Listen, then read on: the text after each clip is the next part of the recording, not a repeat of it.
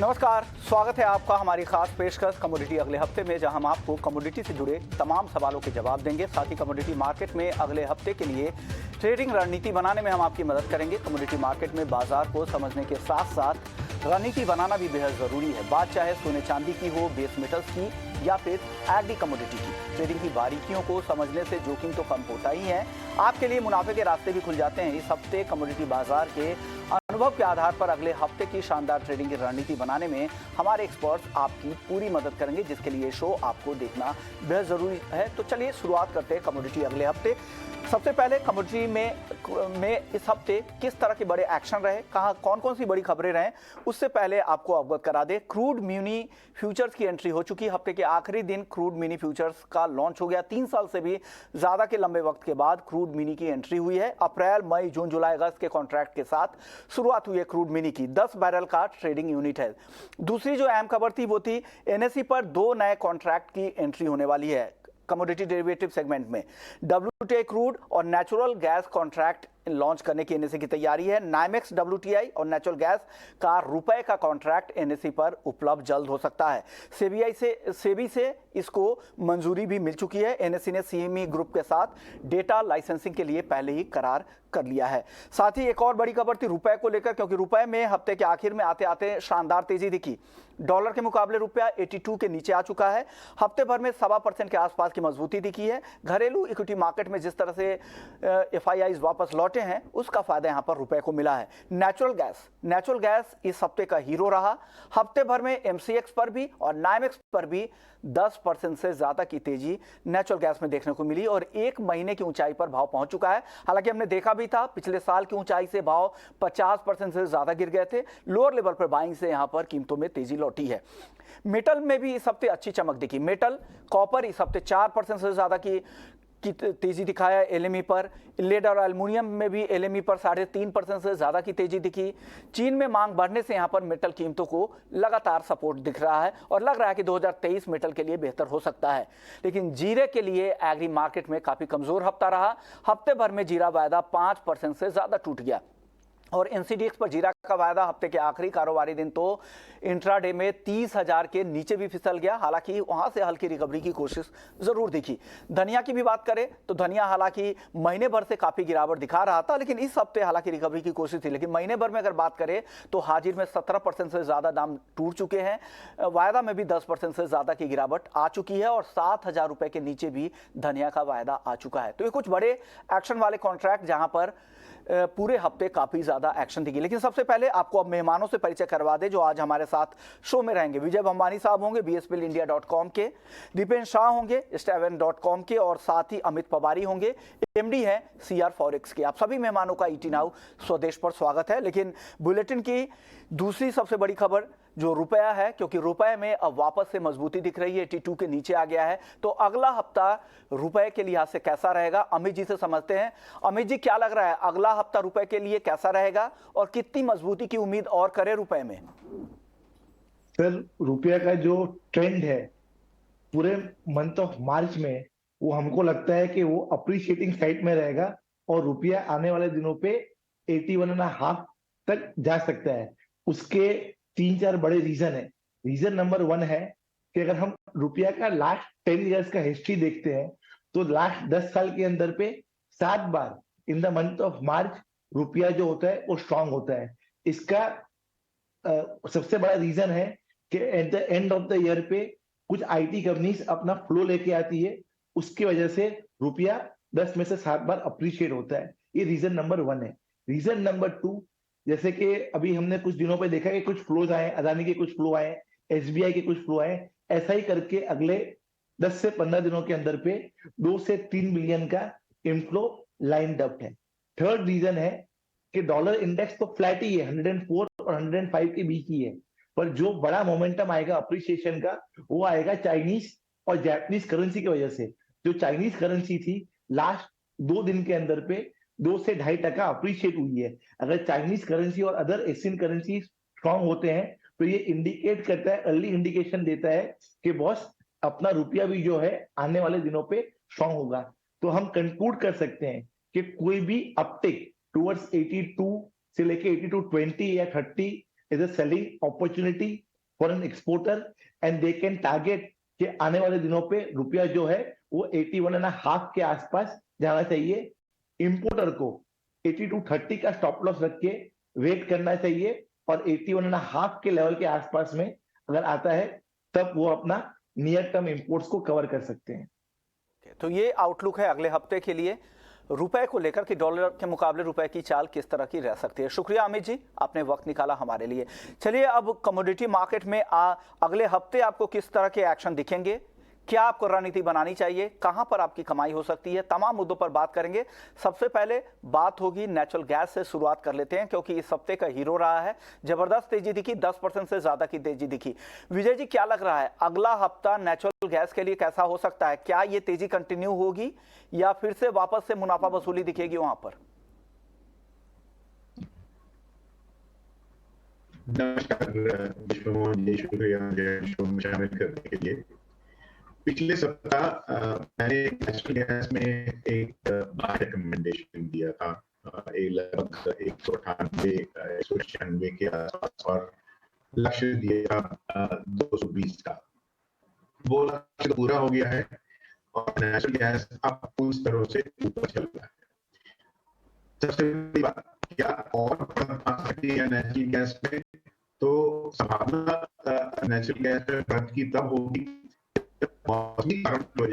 Okay, तो ये natural gas को लेकर लग रहा है कि ये व्यू अगले हफ्ते के लिए बन सकता है।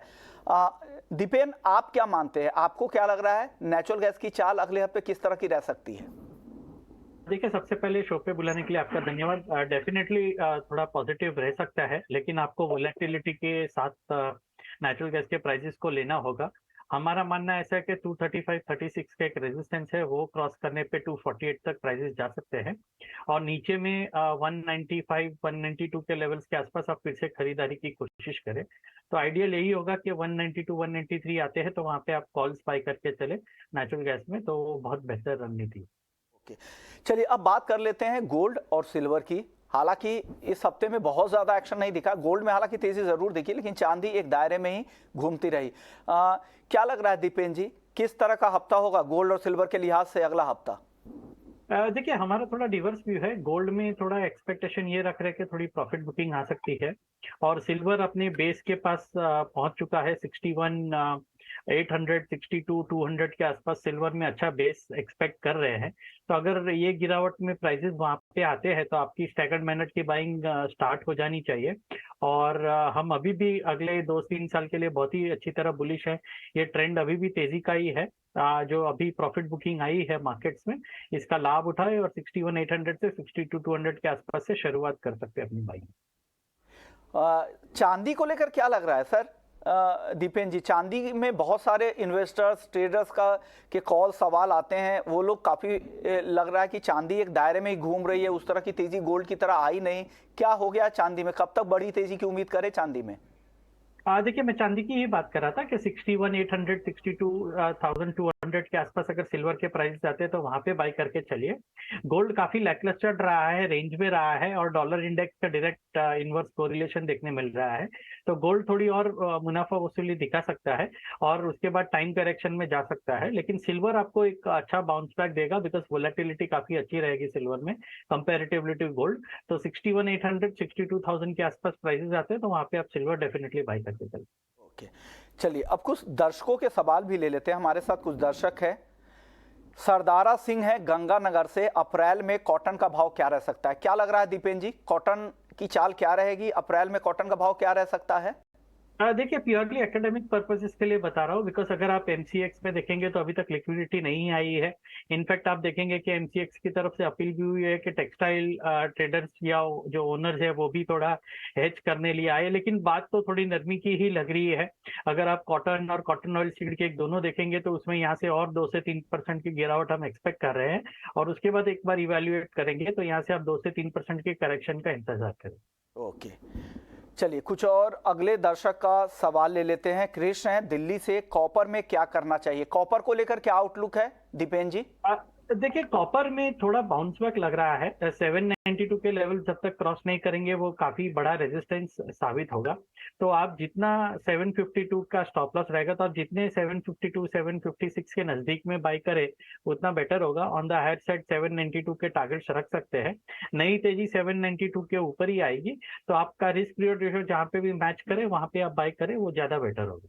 ओके, अगले दर्शक है हर्ष है झांसी से। चांदी में आगे तेजी या मंदी रहेगी, क्या लग रहा है दीपेन जी?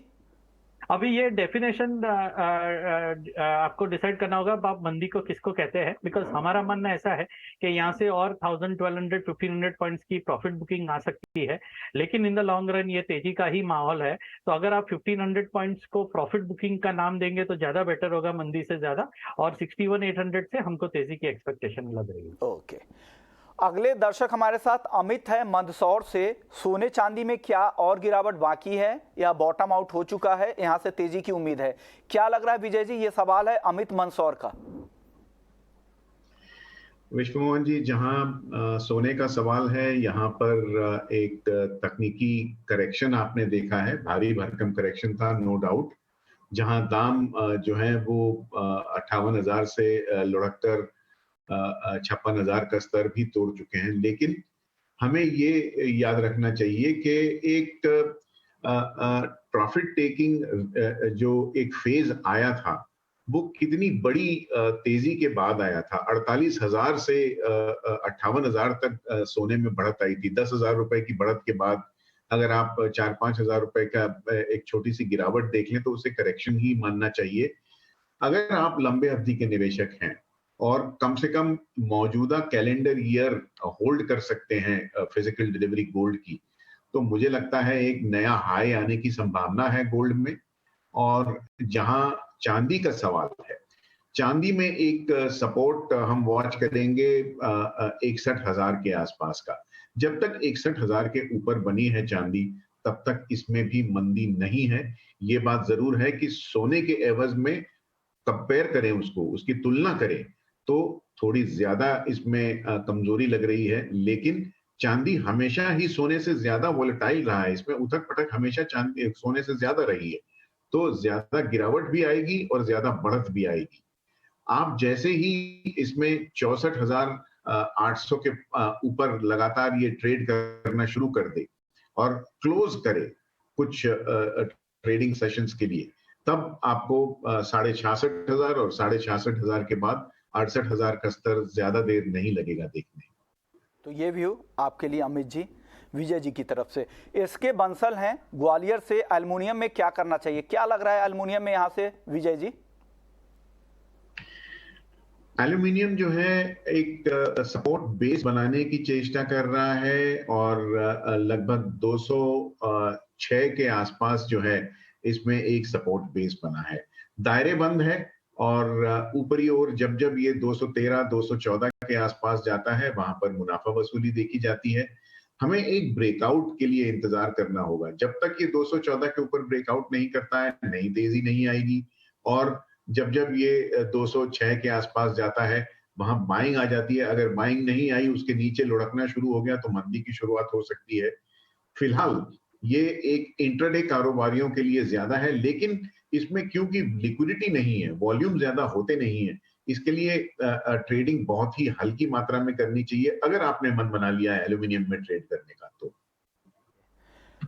प्रशांत है अगले दर्शक। नेचुरल गैस 182 रुपए 182.2 पर लॉन्ग कर रखा है।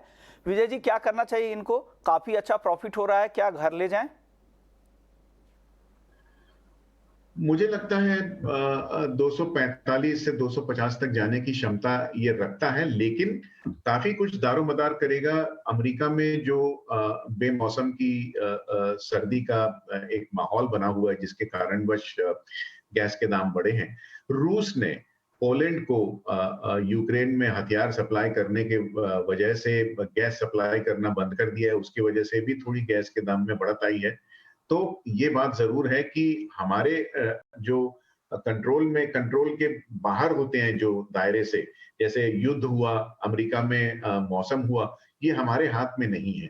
तो जब भी ये हमारे विपरीत जाएंगे दाम काफी तीव्र गति से गिर सकते हैं। तो कम से कम 50% मुनाफा वसूली कर लें।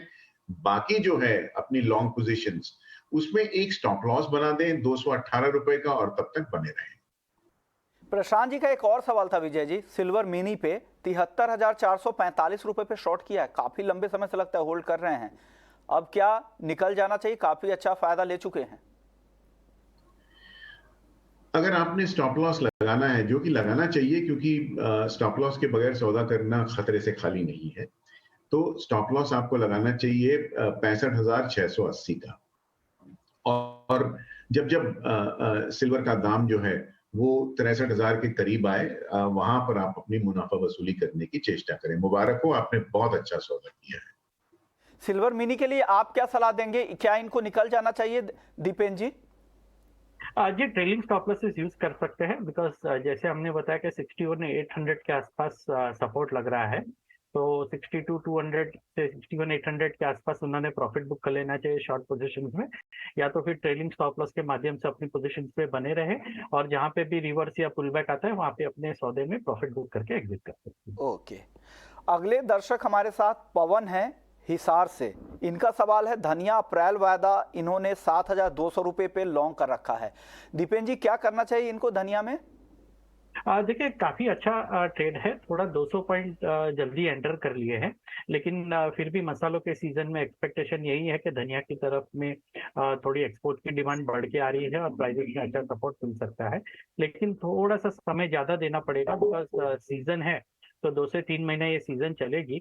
हमारा मानना ऐसा है कि इस सीजन में 7,800 से 7,900 के धनिया में प्राइजेस आपको देखने मिल सकते हैं, तो अपनी पोजीशन में बने रहे, लेकिन समय थोड़ा 2 से 3 महीने का देना।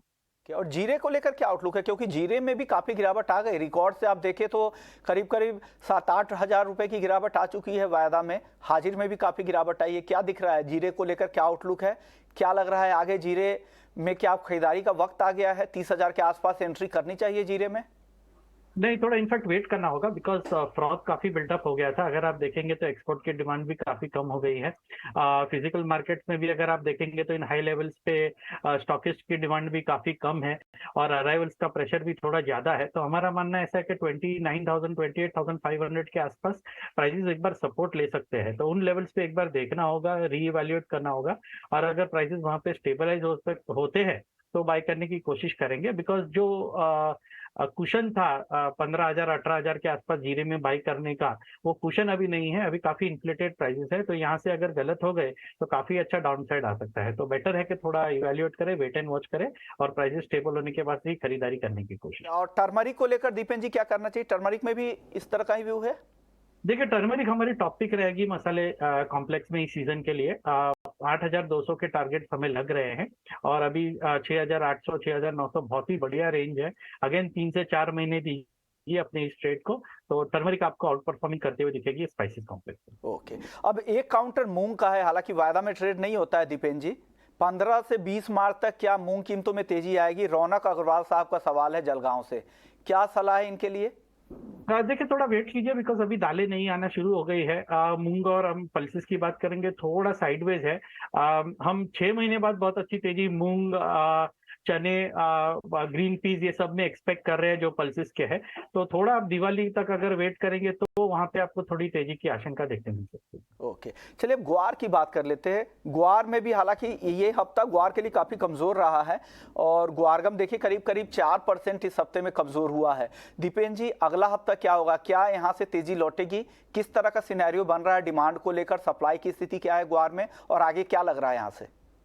देखिए अगर गुआर सीड की बात करेंगे तो थोड़ा ज्यादा बेटर रहता है, बिकॉज गुआर गम थोड़ा ज्यादा वोलेटाइल रहता है सीड के कंपैरेटिवली। हमारा मानना ऐसा है कि 5,750 के काफी समय बाद ये ब्रेक हुए हैं, तो प्रॉफिट बुकिंग थोड़ी ज्यादा आ सकती है और 5,200 के आसपास के प्राइसेस जा सकते हैं, जो यहाँ से और भी 3 से 4% है। तो आई थिंक थोड़ा इंतजार करें, जब तक रिवर्सल नहीं आता है तब तक 5,200 की एक्सपेक्टेशन में ही मार्केट रहेगा। और अगर गम की बात करेंगे तो वहां पे भी ऐसा लग रहा है कि 11,200 से 10,800 के आसपास के प्राइसेस आ सकते हैं, तो उसमें भी थोड़ी आप प्रॉफिट बुकिंग या गिरावट की आशंका रख सकते हैं। ओके, चलिए अब एक दो ही एग्री कमोडिटी में बचे हुए हैं। कॉटन केक पर भी सवाल ले ही लेते हैं। हफ्ते भर में बात करें तो कॉटन केक का वायदा 1.5% तक एनसीडीएक्स में कमजोर हुआ है और 2550 रुपए से 2600 के रेंज में ही ट्रेड कर रहा है। क्या लग रहा है यहाँ से किस तरह की चाल कॉटन केक की हो सकती है दीपेन जी? जी, थोड़ी और गिरावट आ सकती है। 2480 के लेवल्स है जहां पे हम एक्सपेक्ट कर रहे हैं कि प्राइसेस स्टेबलाइज हो सकते हैं। 2250 हिस्टोरिकली लो रहा है कॉटन कॉइल सीड केक का। तो 2480 के आसपास थोड़ा इंतजार करें। अगर वहां पे प्राइसेस स्टेबलाइज होते हैं तो आपका स्टॉप लॉस काफी नजदीक आ जाता है और वहां से फिर रिस्क रिवॉर्ड रेशियो भी काफी अच्छा हो जाता है। तो 2480 का इंतजार करें, उस समय शो देखते रहे। अगर वहां पे प्राइसेस स्टेबल होते हैं तो डेफिनेटली हम खरीदारी की सलाह दे पाए। चलिए, लेकिन अब वापस से नॉन एग्री मार्केट का रुख कर लेते हैं और अगले हफ्ते के लिए टॉपिक समझते हैं कि अगर अगले हफ्ते दाव लगाना है तो कौन से ऐसे बेस्ट ट्रेड होंगे जहां पर दाव लगाना चाहिए। विजय जी, सबसे पहले आप बताइए कौन सा ऐसा दाव होगा जो बेहतरीन कमोडिटी मार्केट के लिए साबित हो सकता है?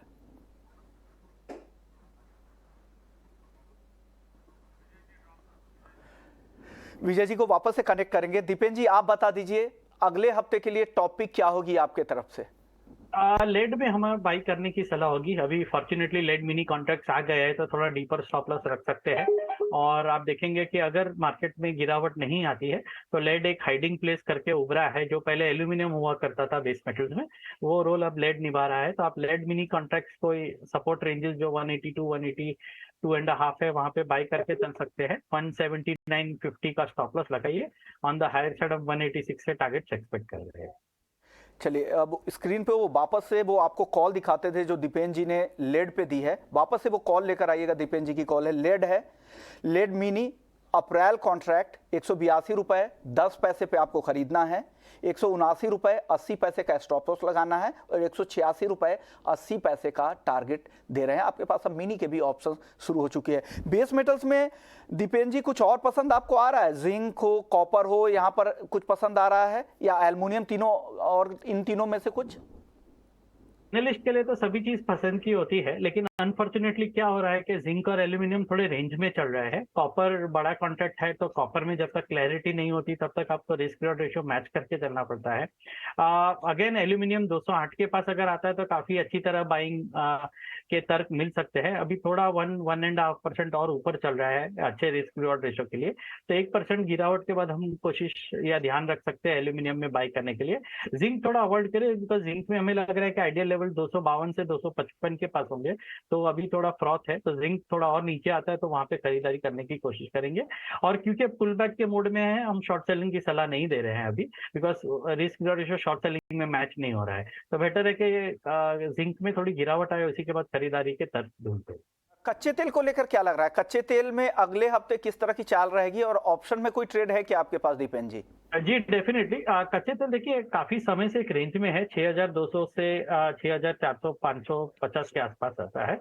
अभी प्राइसेस 6400 के आसपास है जो मिड रेंज है। अगर 6550 के आसपास प्राइसेस आते हैं तो वहां पे आप पुट्स बाय करके चले। उसका बेनिफिट ये होगा कि आपका प्रीमियम लिमिटेड हो जाएगा और वहां से अगर प्राइसेस नीचे आते हैं तो फिर से अपने रेंज में 6200 6150 के आसपास आ जाएंगे। तो 6550 का इंतजार करें, वो पुल बैक आता है या बाउंस आता है तो वहां पे आप पुट्स बाय करने की कोशिश करें। ओके, तो ये भी हुए कच्चे तेल को लेकर। लेकिन कच्चे तेल पर विजय भंबानी जी की टॉपिक थी अगले हफ्ते के लिए, वो कॉल आपके पास आपके सामने लेकर आएंगे। विजय भंबानी जी की राय है कि कच्चा तेल आपको बेचना चाहिए 6666 पे, स्टॉप लॉस लगाना है 6766 रुपए का। स्टॉप लॉस यहाँ पे रखना है 6766 का, टारगेट है 6266 रुपए का। ये कॉल विजय भंबानी जी की कच्चे तेल बेचने की सलाह अगले हफ्ते के लिए है। लेकिन चलिए अब जाते जाते अब एक और कॉल जिन पर जानना जरूरी है वो है इंडेक्स को लेकर।